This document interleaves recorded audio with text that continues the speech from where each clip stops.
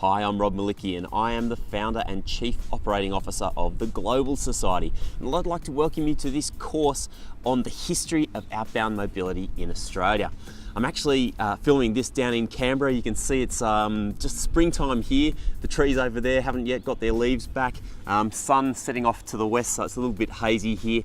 And I'm here in front of the Department of Foreign Affairs and Trade, because for those of us who've been in the Australian outbound mobility industry for many years, we never would have dreamed that one day we would have a mobility initiative that was being spruiked all around the world by no less than the Australian Foreign Minister. But that's where we are right now and how far Australian outbound mobility has come. We're going to be talking about that particular initiative as part of this course. The other things that we're going to be talking about as part of this course are going to be things like the initiatives that the Australian government has been putting in place over like the last 20 to 30 years. Some of even the more distant history of Australian international education, which is really important in terms of context. We're going to talk about the way that Australian universities have collaborated, and that's a key one, because the way Australian universities have collaborated is one of the key reasons that we have such a great industry, and the reason why we have so many interesting ways and unique ways that Australian universities work together that you don't find literally anywhere else in the world. We're also going to be talking about benchmarking. How many Australian students undertake international study experience, and what's the growth been like over the last couple of decades? Because it's fascinating to see just how much outbound mobility, the number of Australian university students undertaking international study experiences, has absolutely exploded, and in fact we're world leaders at it. Finally, we're going to talk a little bit about some of the organisations that you might come across and the history about how those organisations came to be. So that's what we're going to be getting into in the next few videos and these modules. Let's get started.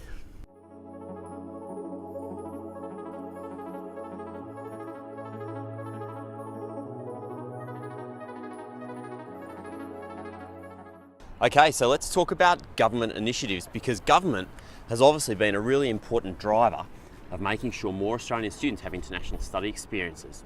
And this actually goes way back to 1991. Back in 1991, what was then called the AVCC, the Australian Vice-Chancellors Committee, actually got together and came up with an idea for an organisation called UMAP. That's the University Mobility for the Asia Pacific.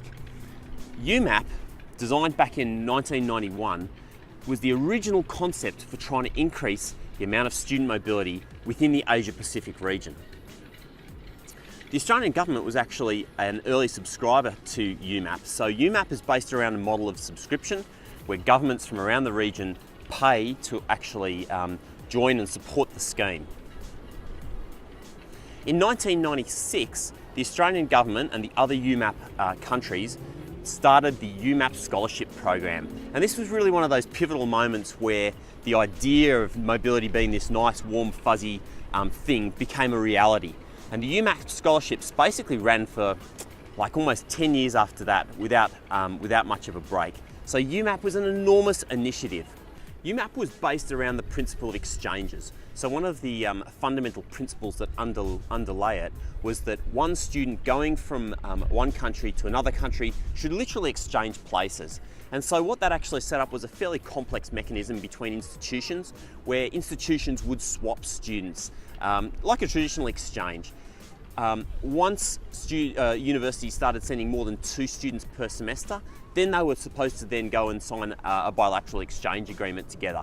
So this first mobility program was really focused around the semester exchange, which is not really a surprise. If you go back to the start of mobility, there was a really strong mentality, and to some extent it still exists, that the only or the most valuable experiences were semester exchange experiences or year-long experiences. Now, as we've seen in the decades since UMAP began, there's so many people that can't undertake semester exchange programs for whatever reason. Money or time or job or studies, whatever it might be, they can't participate on a semester exchange, so therefore short programs have really boomed. But this original model focused around the semester and year-long exchange program, a traditional exchange between countries.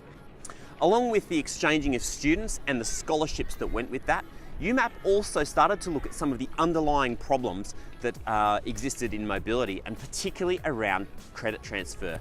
So actually they came up with a scheme called the UCTS. Now later on in this course, you'll hear about the ECTS, the European Credit Transfer Scheme.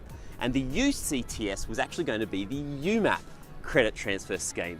And essentially what it was looking to do was to actually borrow from the ECTS model and help students from around the Asia Pacific actually transfer their credit more easily. Now, unfortunately, UCTS never really got off the ground. Those of us who processed some of the administration back in the day will remember it was really cumbersome. There was lots of literally handwritten paperwork because back then, you know, the existence of the technology to handle that sort of stuff didn't really, wasn't really there. So we did a lot of this kind of manual paperwork, and unfortunately it never actually led somewhere. And that remains one of the great challenges, credit transfer. So if you go way back to the beginning of student mobility, this sort of formal government participation in student mobility, outbound student mobility in Australia, UMAP was really one of the key areas. Now we've started this course by talking about UMAP because UMAP was the first really significant outbound mobility initiative of the Australian government. That said though, the Australian government has been involved in international education and general mobility for much longer. And that actually started a long time before UMAP with an initiative called the Colombo Plan. Now the Colombo Plan, the origins of international education and all of that history is not the focus of this course. And what I would really recommend if you're interested in getting into the depth and the nitty-gritty of the history of international education, which is fascinating, is actually getting hold of a book that's been produced which is called Making a Difference. Making a Difference has been written by two of Australia's leading international educators over the last sort of 3-4 decades. And it actually charts the history of the first 25 years of Australian international education. So Making a Difference is a fantastic book to delve into some of that early history of Australian international education in general. All right, let's fast forward a little bit. So we started off by talking about UMAP, and if we now move through to the early 2000s, we actually hit our first really significant ministerial involvement in outbound mobility. This came from the then Minister for Education, Dr. Brendan Nelson, when he released a statement called Engaging the World Through Education. Now, Engaging the World Through Education, the statement that was released, didn't just deal with outbound, it dealt with international education as a whole. But what was super exciting in there were some key announcements which would then last through the better part of the next decade. And the two key announcements in there were firstly the Endeavour Student Mobility Grants, and then secondly, and this is the big one, that's right, OS Help. Brendan Nelson announced OS Help as a funding mechanism for students to go and have international study experiences. So let's talk a little bit more about OS Help. So one of the awesome things about Australian outbound mobility is that it's actually been an apolitical topic for a long time. And I think that's because both sides of Australian politics realise the value of having Australian university students, young Australians, travelling out to the region and engaging. So throughout the history of Australian mobility, what we've actually seen is strong support and fantastic initiatives from both sides of politics. And that's so important because what we've seen is that there's been this cumulative effect of good initiative after good initiative. It hasn't been like one side has built something up and the other side has torn it down. Yes, there's been some renaming, yes, there's been some reconstruction, some new stuff, but it's been really positive, constructive work from both sides of politics, and that's absolutely fantastic.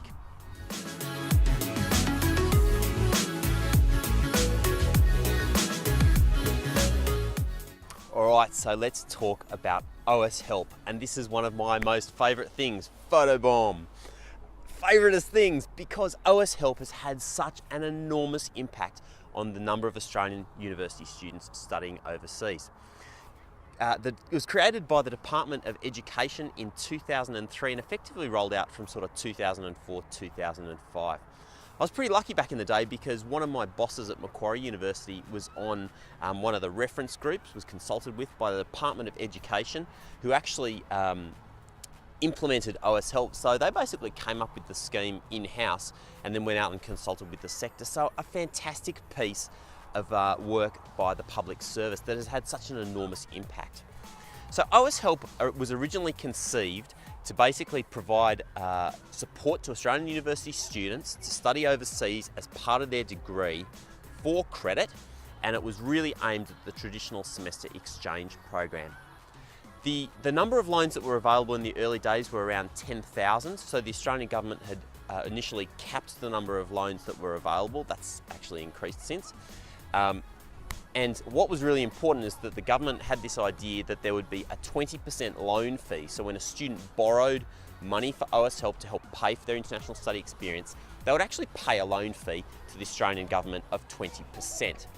Now the reason for that 20%, which was much maligned, and a lot of people were very angry about the 20% loan fee. In fact, in the early years of OS Help, quite a lot of universities actually refused to promote it because they didn't think it was fair that the government was loaning students $5,000 and immediately making them pay back $6,000.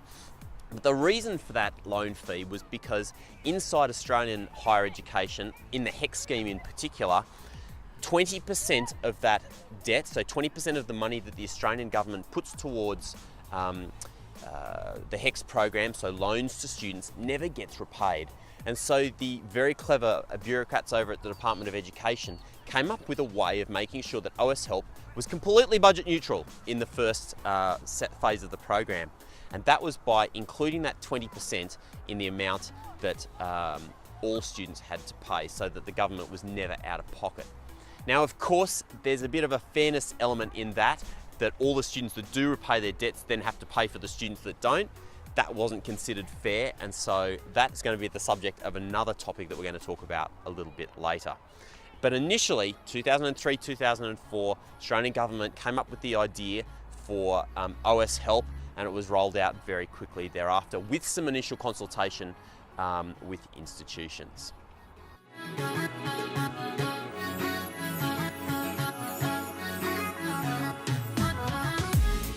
All right, let's walk and talk.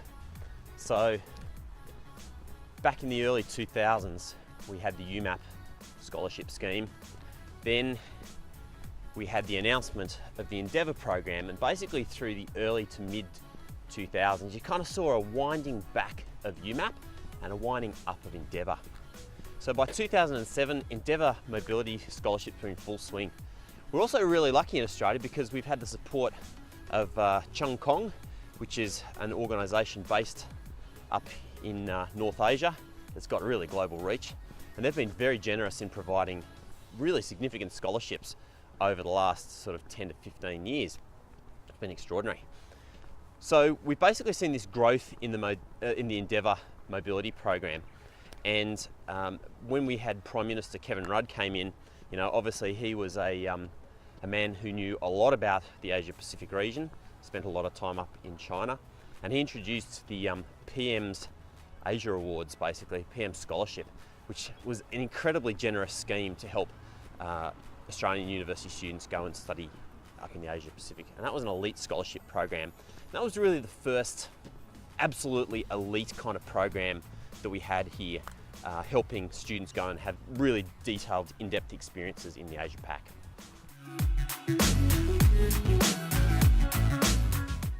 Don't you love Canberra? This is spectacular. This is the Senator's Garden at Old Parliament House. Let's now talk about 2012 and the launch of Outbound. Now, there is a little bit of politics around this time frame in Australian outbound mobility history. I'm not going to go there. All I'm going to talk about is the different schemes that were established around this time. In 2012, the Labor government established a scheme which was called Outbound. And Outbound was designed to rapidly increase the number of Australian university students studying in the Asia Pacific region. And there's a whole detailed video that we'll put along with this course that explains in depth what Outbound was all about.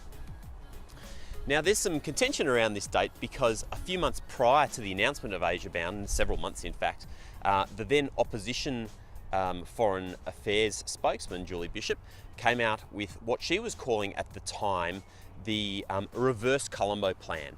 And so the Reverse Colombo Plan was designed to be this huge Australian engagement program with the Asia Pacific, sending heaps and heaps of Australian outbound university students outbound. So Bishop had actually been in the media talking about these sort of things, and a few months later there was this amazing program called Outbound that got launched.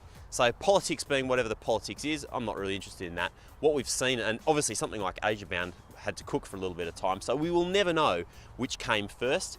But we do know that Outbound was an incredible scheme that really built off this momentum of the Endeavour program, which had been not only in place for several years and very successfully executed by the Department of Education, but that then rolled forward into an even bigger scheme called Outbound, and that eventually rolled into an even bigger scheme, a monstrous scheme, that was actually quite different in very many ways, called the New Colombo Plan. And we're going to talk about New Colombo Plan completely separately to this video. So that was the order of what happened. Let's talk about collaboration, because collaboration is one of the reasons why Australian outbound mobility has been so successful over the years. And that's because we do such a great job in this country amongst the 39 universities of actually sharing our experiences and helping each other. And that goes way back to the 1990s. Back in the 90s, there was the first organisation, if you like, the first organisation of Australian outbound student mobility practitioners, and that was called VicX, and VicX still exists today. And VicX was the Victorian universities, their student exchange people getting together to share insights and experiences about how they were working and what was and wasn't working for them. So this was a landmark kind of initiative of some of the key people that goes back into the 90s, helping to collaborate and do things better.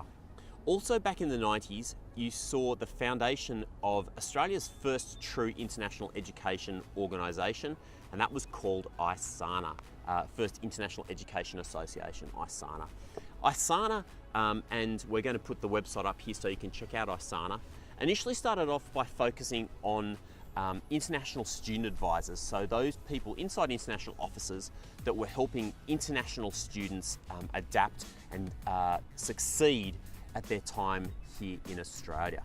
But over time, because ISANA was this kind of peak body, it was the industry organisation for international educators, it started to take on more responsibilities and more people were getting involved. And that actually led to the establishment of the first real student mobility, national student mobility group, which was an interest group under ISANA back in the late 90s and early 2000s. Back then, I was really lucky to get involved with ISANA in those early days of my career, and it is and remains a wonderful organisation that does a fabulous job of supporting international educators all across the country. And what we saw with ISANA is that with this national interest group getting going, you started to have more state-based meetings and organisations such as New South Wales X, which is something I started up back in the day.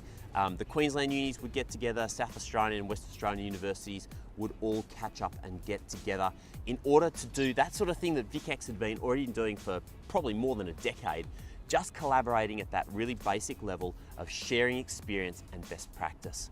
So even going back to the early 2000s, we saw the way that Australian universities and mobility practitioners were doing a fabulous job of collaborating together.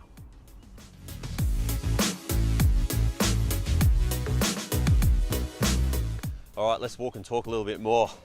So let's fast forward, we're now in 2004. So by this stage, state-based mobility groups have been running for quite some time. The ISANA Student Mobility Interest Group was also running and was going great guns. And a couple of things happened in 2004. Both, I guess, have become fairly significant parts of the Australian student mobility landscape. I was very lucky at Macquarie University, had extremely supportive management who'd been really involved with ISANA, very supportive of ISANA, and had let me get involved in that. And I came up with this idea called the Australia-New Zealand Exchange Fair Circuit. And the concept was fairly simple, right? Every Australian university was, at that stage, or not all of them, but a lot of them, were running these sort of student exchange fairs where they would invite their partners to come to Australia and promote semester exchange in wherever it might be, the US or Copenhagen or Japan, whatever it might be. But the problem was that these were happening at very different times of year. So some unis would hold them in March, some would hold them in August. And it was obviously really difficult for Australian universities or for overseas universities to come to Australia because it's such a long way away and costs so much money. So the Australian Exchange Fair Circuit was basically the idea of just coordinating dates. So universities were already doing a great job collaborating, this was a really simple way in my mind of actually coordinating all of the universities, their timing for their exchange fairs, putting it together so that it made it easy for for overseas partners to come to those exchange fairs. So 2004 was the first Australia-New Zealand exchange fair circuit. And there were about 20 universities participated that year, 20 or 25. So it's quite a big turnout. And we had a lot of partners come down. I think something like 80 different partners came and visited at least 4 or 5 of their Australian university partners, so it was pretty significant. And from there, what's been exciting is that it's actually been picked up. First, it was picked up by ISANA to sort of continue that work. I ran it off the side of my desk for a few years with the support of some pretty awesome managers and directors at Macquarie. And then it got picked up and sort of run by ISANA, and now it's actually run by IEAA. And IEAA, funnily enough, was founded in 2004. So the International Education Association of Australia, Dennis Murray was the original executive director, and I guess came up with the idea and collaborated with a lot of people to get IEAA off the ground. And basically the idea of IEAA was to have an association that really represented Australian international education at quite a high level. So IEAA was incorporated in 2004 and then took a few years to really get rolling. But by the end of the noughties, as we call them, IEAA had really taken primary responsibility for organising and running the exchange fair circuit. And as we've seen, IEAA have done a really good job of that. They've now got a website that runs that's a lot better than the original exchange fair website, that's for sure. And they're actually providing some administrative support. So it's that kind of idea that was fabulous and ran around, only worked because Australian unis are so good at collaborating together. And now IEAA have taken that on and continues to push that idea further. So Mobility Australian Exchange Fair Circuit 2004 has now been running for well over a decade.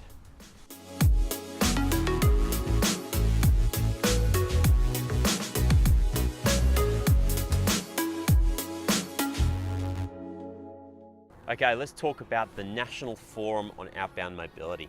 So in 2005, based on the success of the Outbound Australia-New Zealand Exchange Fair Circuit, had this idea that it'd be a really great thing to get together all of the key stakeholders that had some sort of input on Australian outbound student mobility policy. And there are several agencies, government agencies and organisations involved. So back in this period of time, international education in Australia was overseen by a government agency, part of the education department, called AEI, Australian Education International. And AEI were going to be holding in April 2006 their 3rd annual International Education Forum or Summit. So this was quite a big deal. And a lot of that was focused on recruitment type activities. But in 2005, had the idea that it'd be fantastic at this summit to actually organise the very first National Forum on Outbound Mobility. And so that's what we did. The original National Forum on Outbound Mobility was chaired by Professor Di Yerbury, and Di Yerbury was the Vice Chancellor of Macquarie University, and she's widely credited as having been the grandmother, if you like, of outbound mobility in Australia, because she's been such a passionate supporter over the years of getting more Australian students to have this international study experience. A little aside on that, let's talk a little bit about Di Yerbury. Di Yerbury, Macquarie University back in the day was one of the first institutions to offer $2 million worth of scholarships to help its students go and study overseas. We were also very lucky at Macquarie to be under the leadership of Tony Adams, who is an incredible figure in Australian international education, and I'll put up some information about Tony Adams here too. But Di, who has been an incredible supporter of student mobility, wonderful lady, agreed to chair the National Forum on Outbound Mobility. And so at that big table at the AEI International Forum, we had not only the Department of Education, we also had Department of Immigration, because immigration had some input in terms of students, international students going on third country exchanges. We also had ISANA was there. We had some of the wise old hats, we call them, some of the people who'd been in Australian student mobility from the early 90s and were in the best position to actually contribute some ideas. So the National Forum took place in 2006, 2007 and 2008, And then that eventually morphed into a much more practitioner-focused, workshop-style, skill-building, collaborative engagement. And that was done by Dawn Coben, who actually was at Macquarie as well, who was my boss for some time, and then went to La Trobe University and then on to another number of other institutions. And Dawn effectively converted the sort of more discussion style, top level strategic panel of the National Forum on Outbound Mobility into the Outbound Mobility Forum that we know today, which is really industry focused, practitioner focused, looking at sharing best practice. So that's where that collaboration came from. So in 2007, after some big changes at Macquarie, I started AIM Overseas along with Marine Holtmont. And one of the things that we did when we started AIM Overseas, we really wanted to create an organisation, the Australian Institute for Mobility Overseas, something to actually represent Australian student mobility much more broadly than just by the universities themselves. And one of the things that we came up with that was a great frustration to us and we wanted to resolve straight away was getting rid of that 20% loan fee on OS Help, as we discussed before. Because whilst the justification for having the 20% loan fee was understandable, the government didn't want to be out of pocket, it wasn't fair in our minds that the students that would repay their HECS debts should have to pay for the students that wouldn't. There's obviously a fundamental issue there around fairness. And so around the same time, 2007, the Australian government was conducting the Bradley Review of Higher Education. And Marine and I saw this as our chance to actually try and drive some change. And so we actually ran a national campaign through AIM Overseas called the Remove the OS Help Loan Fee campaign. We actually put in a number of submissions to government, and once again, Australia's a great collaborating nation when it comes to outbound mobility. So lots of the universities put in submissions. We had vice chancellors and deputy vice chancellors put in submissions. We had practitioners sign a petition. We had students sign a petition, letters hitting ministers' desks, all that kind of stuff. And we also managed to get recommendations into the Bradley Review of Higher Education that were adopted by the government to remove the OS Help loan fee. And what you'll see, and I'll put the chart up now, is this incredible explosion in the number of students taking up OS Help from the time that that loan fee was removed. And that's because students suddenly realised that this was the fairest way that they could fund an international study experience. So the removal of the OS Help loan fee was one of those pivotal moments in Australian outbound mobility that's enabled literally tens of thousands of extra students to take up OS Help at no financial penalty, and has also literally saved students tens of millions of dollars in terms of the fees that they would have otherwise had to pay. So that's an enormous success, and that's absolutely to the credit of everybody in the industry that participated in that campaign.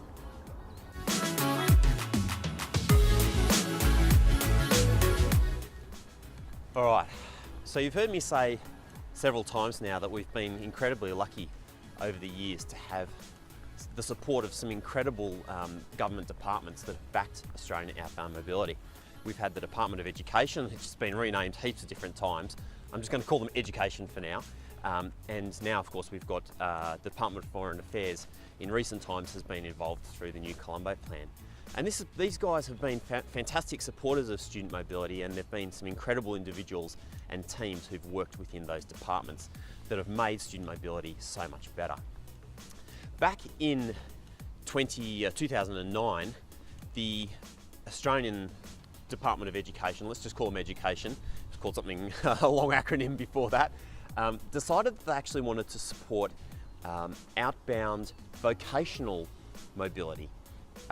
And so they decided to commission the writing of a toolkit, a best practice toolkit for VET institutions, vocational education institutions.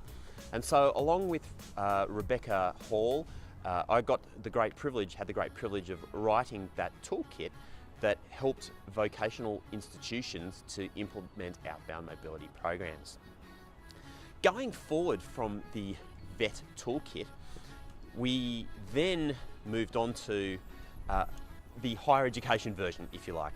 So through AIM Overseas, I was very lucky to work over the period of a year with something like 33 universities in creating the outbound mobility best practice guide for Australian universities.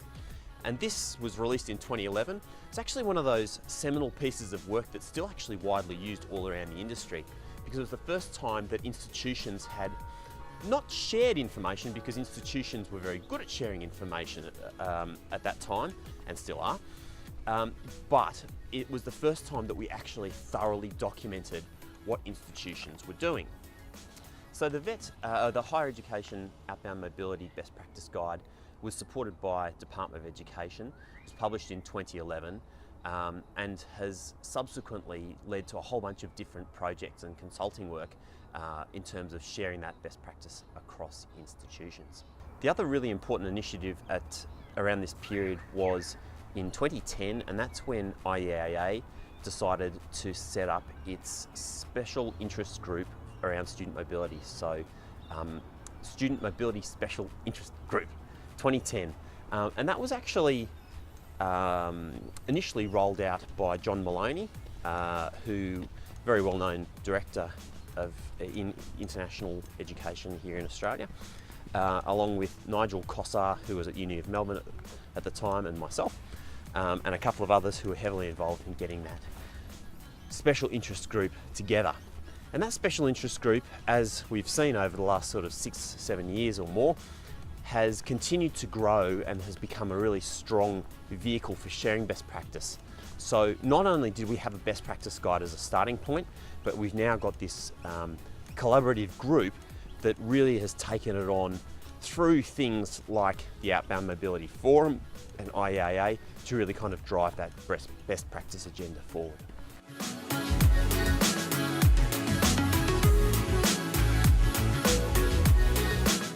Sun's going down, and that's fortunate because we're nearly at the end of our story about Australian outbound mobility, at least the recent history. And I'm really glad because it gets freaking freezing here in Canberra. So time to head back to the hotel. And the last thing I'd like to talk about are the organisations that are involved in outbound mobility in Australia. Now, obviously, the universities are involved. We've talked a lot about in this course so far about the initiatives of the Australian government. Let's talk about some of the other organisations. And some of these organisations are based around the Australian universities themselves, and that's the consortia. So there are lots of different university consortia. The big one that most people have heard of is the GO8, the Group of 8. You also have the ATN, the IRU. These are kind of collaborative groups of Australian universities that have similar characteristics, and essentially they collaborate in different ways. What we're seeing in Australian outbound mobility now is that across those university groupings, there's collaboration now, particularly around creating common programs and other sorts of things to sort of share experience. So the Group of 8 institutions are now regularly getting together in order to talk about outbound mobility issues, as are some of, I know the IRU do too, as are some of the other groupings. So this is a really wonderful next step in terms of collaboration, and that's based around these kind of organisational groupings. Outside of that, there are other consortia that are involved in Australian outbound mobility. The first, or there are many, so let's talk about those. First is the UNCEP, the UNC, that's the University of North Carolina Exchange Program. And this is a collaboration between North Carolina in the US and New South Wales, where institutions, state universities in North Carolina can exchange students pretty freely with universities in New South Wales. In a similar vein, we've actually got, here's the Art Gallery of Australia, which is wonderful. In a similar vein, pears, go figure, pears. In a similar vein, Queensland actually collaborates with the state of Hessen in Germany. So there's a lot of students that go from Queensland to Germany and a lot of students from Germany that go to Queensland. Whoever would have guessed that as being a big thing. Then there's like a Chichis. So I'll put up the link to a Chichis, which has once again been an initiative, a collaboration, a consortium of institutions, so universities subscribe to join a Chichis, which has helped to get more students up to Indonesia And if you go back to the origins of Achichas, that was a really remarkable thing that those guys have managed to pull off, actually getting a lot more students up to Indonesia. And that's obviously flourishing now under the new Colombo Plan and other Australian government initiatives. In the private space, there's been a lot of activity as well, and those people who've been around for many years will understand this well. Back in the early 2000s, there was no such thing as a third-party provider in Australia. It didn't exist. The first was AIM Overseas, the Australian Institute for Mobility Overseas. I still sit on the board of AIM Overseas, so declaration of interest, and do have a minor operational role there as well. And AIM Overseas started in 2007 as the first independent provider of overseas study programs. And since then, we've seen, for many years there was nobody else.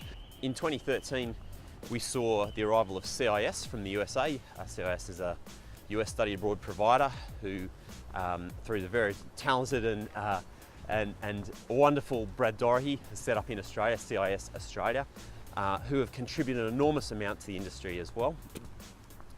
And off the back of CIS as a second provider, we've seen like a real explosion in the number of other providers, and institutions are now very familiar with private organisations in this space.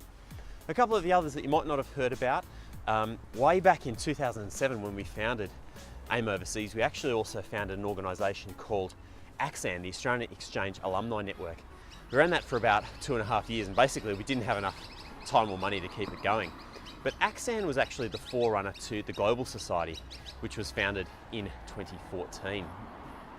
Along with the Global Society in 2014, we've actually also set up a scholarship foundation, and that was originally incorporated in 2011, called the Study Overseas Foundation, and that's now called the Global Society Foundation. And it's the first seriously organised set of private money in Australia to give scholarships to Australian university students. That's a very rewarding thing to be involved in. So those are some of the organisations that are part of the landscape in Australia. Obviously now there are a lot more private providers and a lot more activity, and that's really exciting in terms of the industry.